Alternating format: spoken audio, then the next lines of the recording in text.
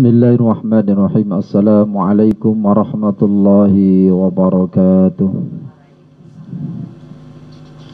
Alhamdulillahi rabbil alamin wa bihi nasta'inu ala umurid dunya waddin.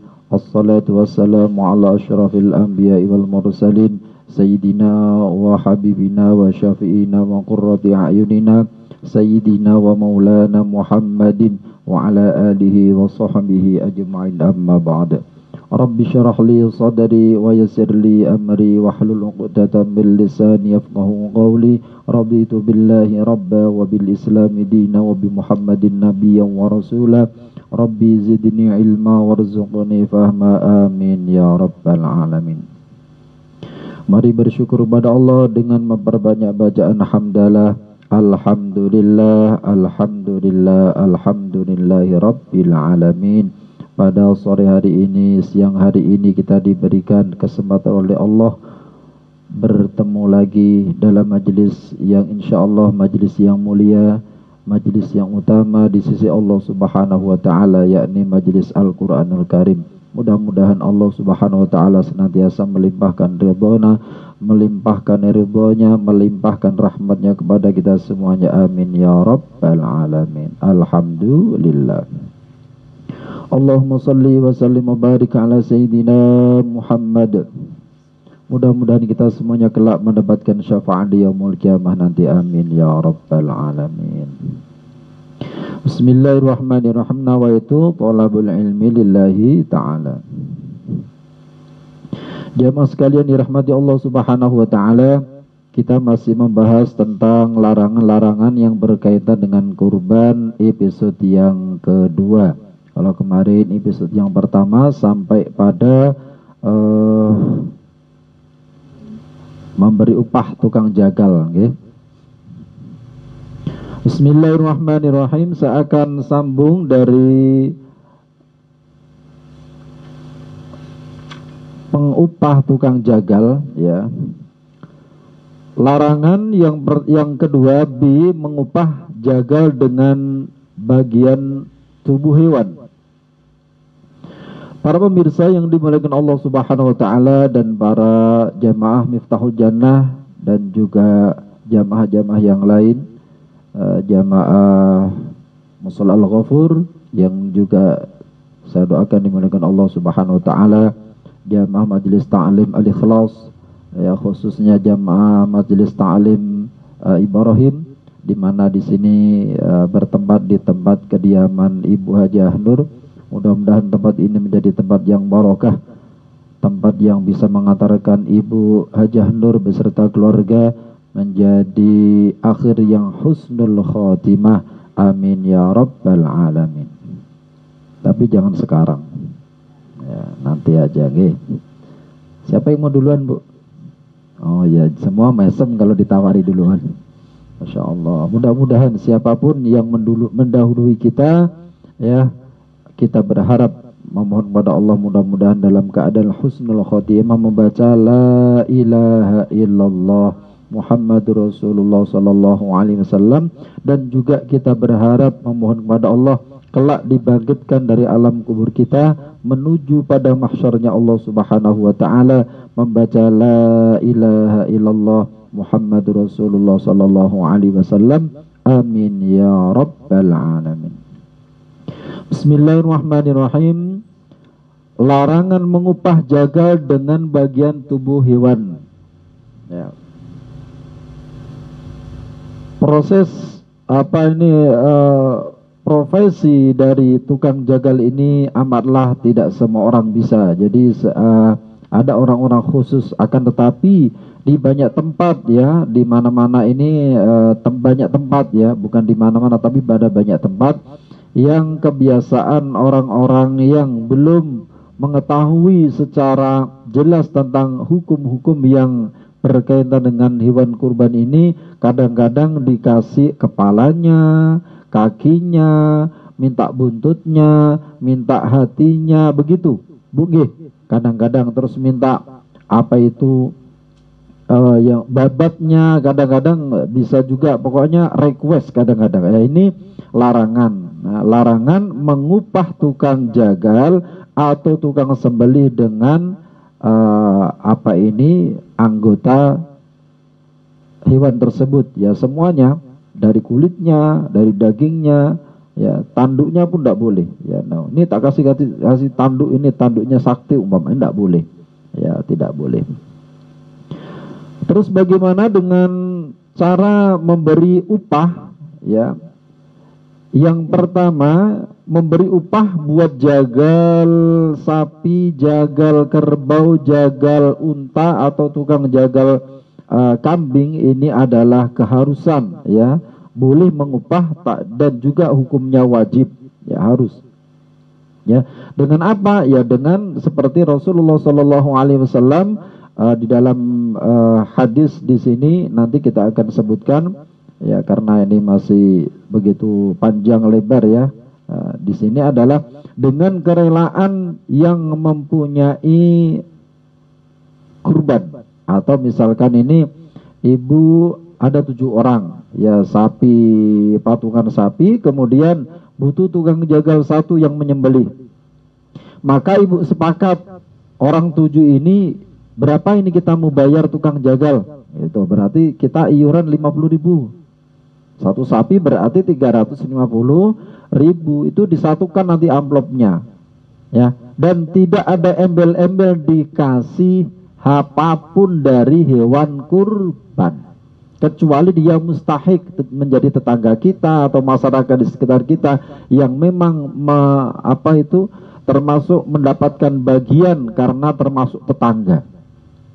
Paham mungkin? Kalau dia orang fakir atau miskin malah lebih berhak lagi, ya tukang jagal. Tapi bukan profesi jagalnya itu dibayar dengan daging ataupun sebagainya, tapi dengan upah tadi, sukarela. Bu Sugiem, gimana ini? Ya sudah 25.000 aja 1 orang. Akhirnya kalau di Masjid Ibrahim ada 7 sapi, tukang jagalnya 1, banyak duitnya, ya kan? Dan itu harus rela, ikhlas, ya, tidak boleh dibayar dengan anggota tubuh hewan kurban, itu larangan keras. Kemudian poin yang kedua adalah diharamkan upah dari bagian tubuh hewan. Itu haram jelas. Kalau dilanggar dikasih berarti hewan kurbannya menjadi batal, tidak menjadi hewan kurban, Bu. Menjadi hewan sedekah, nanti dituntut di hadapan Allah Subhanahu wa taala panitianya, ya. Apalagi memaksa tukang jagalnya, aku harus, kalau mau nyuruh saya harus dikasih kepala misalnya. Ini tidak boleh lagi, itu ngawur namanya, ya. Tidak boleh, tidak boleh, tidak boleh. Bahkan panitia, Bu, saya jelaskan ya, para pemirsa yang dimuliakan Allah Subhanahu wa taala, bahkan panitia ini tidak ada hak sama sekali, secuil pun dari anggota tubuh hewan kurban ini tidak ada hak sama sekali. Kadang-kadang ada juga memang mereka itu mengambil, kemudian entah hatinya, entah apanya, nanti dimasak, dibuat sarapan, dibuat makan siang bersama-sama panitia. Itu tidak boleh sama sekali. Panitia tidak ada hak dan tidak menjadi mustahik atau yang berhak menerima hewan kurban, terkecuali panjenengan yang sahibul kurban atau yang berkurban ini dengan rela, kami rela mengambil hatinya ini untuk untuk diberikan untuk masak-masak. Itu lain lagi cerita. Atau ini diambilkan daging 2 kilo ini untuk masak-masak, boleh kalau sudah diberikan sama yang kurban, yang berkurban tadi. Paham bukan? Gak bisa panitia ngambil, nanti cepetan buat sarapan, nih perutnya lapar. Tidak boleh, haram. Hukumnya bisa berubah menjadi hewan sedekah, bukan lagi hewan kurban. Paham ya? Jadi jangan sampai itu terjadi ya. Jadi larangan memberikan upah kepada tukang jagal itu dengan dengan bagian tubuh apapun hewan kurban. Jadi dilarang. Tapi upah itu sudah harus menjadi kewajiban bagi orang yang menjadi sahibul kurban atau orang yang berkurban urunan. Ya mampunya 20.000 tidak apa-apa, 7 orang. 20.000 kali 7 berapa? 140.000 kan. Kalau ada 5 sapi lumayan. Iya, hampir 1 juta nanti dapatnya ya. Enggak apa-apa. Allahumma shalli ala Muhammad. Sebagaimana dalilnya dari Rasulullah sallallahu alaihi wasallam dalam hal larangan upah jagal dari bagian tubuh hewan. Sebagaimana disebutkan oleh Rasulullah sallallahu alaihi wasallam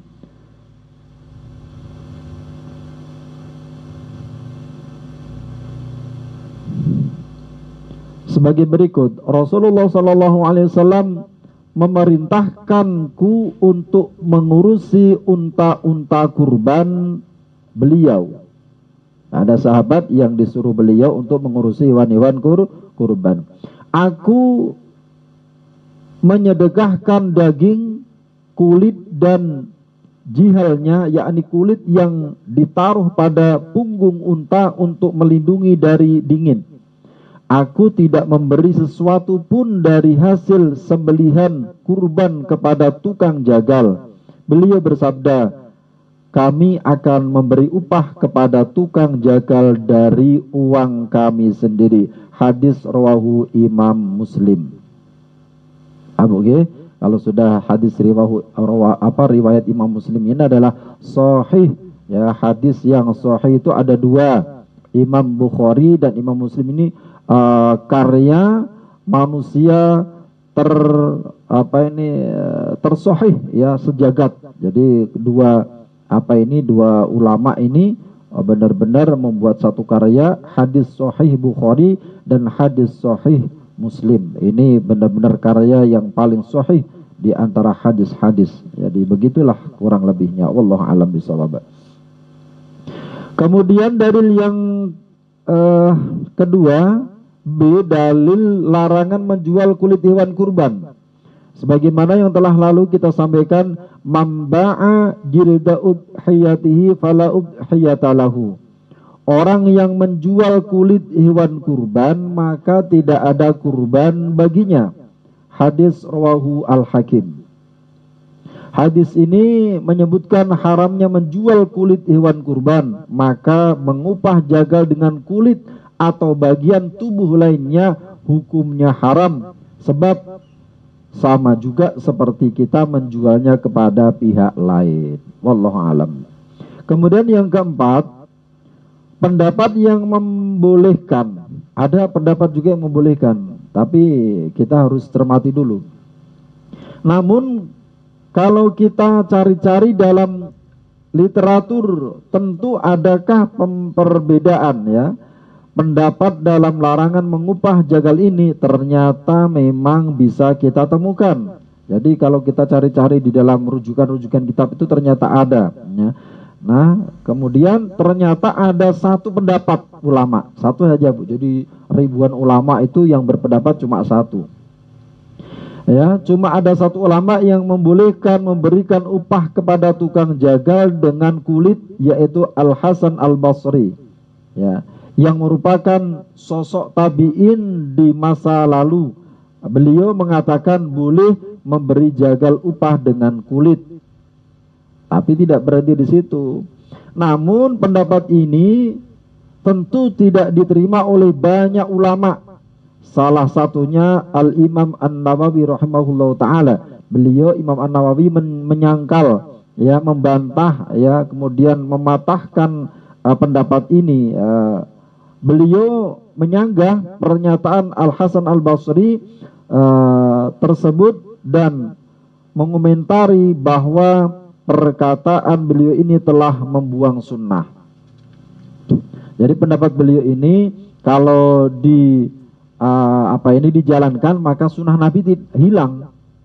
Sunnah Nabi menjadi hilang karena sunnahnya itu adalah beliau tadi di dalam hadisnya melarang menjual kulit, dan juga beliau tidak memberi apapun mengupah dengan tubuh hewan tersebut, tapi beliau akan memberikan upah dengan uang beliau sendiri. Begitu kurang lebihnya. Jadi bisa dipahami bahwa tukang jagal tidak diperbolehkan apalagi minta, dikasih aja tidak diperbolehkan, apalagi sampai minta aku tanduknya bagus, aku minta kepalanya ya, itu.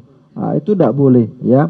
Sekali lagi para pemirsa yang dimuliakan Allah Subhanahu wa taala, hati-hati untuk masalah ini khususnya para panitia, mohon untuk ya lebih mengerti dan memahami dulu tentang hukum-hukum yang berkaitan dengan kurban. Untuk itu saya memperingatkan kepada keluarga saya yang berada di Demak, berada di Sumatera, berada di Wonosobo, dimanapun ya. Kalau menjadi panitia kurban, maka hati-hati jangan sampai sedikit pun mengambil daging kurban atau apapun tanpa diberi oleh sahibul kurban. Ya, jadi tidak boleh serta-merta terus seenaknya sendiri akan bisa membatalkan pahala ataupun apa ini niat kurban tadi bisa berubah menjadi hewan sedekah. Jadi demikian episode yang kedua, mudah-mudahan ada manfaatnya khususnya para panitia kurban di sekitar majelis ta'lim Miftahul Jannah dan juga majelis ta'lim Masjid Ibrahim Al-Ikhlas, majelis ta'lim Al-Ghafur dan lain sebagainya yang tak bisa kami sebutkan. Mudah-mudahan ada manfaatnya. Bila ada kekhilafan mohon dimaafkan, dan semuanya kita kembalikan kepada Allah Subhanahu wa taala. Mudah-mudahan kita senantiasa dalam bimbingan Allah Subhanahu wa taala. Amin ya rabbal alamin wa ya mujibas sailin. Wallahu alam bisawab, wallahu alam bimuradi. Subhanakallahumma wa bihamdika asyhadu an la ilaha illa anta astaghfiruka wa atubu ilaik. Wal afu minkum. Assalamualaikum warahmatullahi wabarakatuh.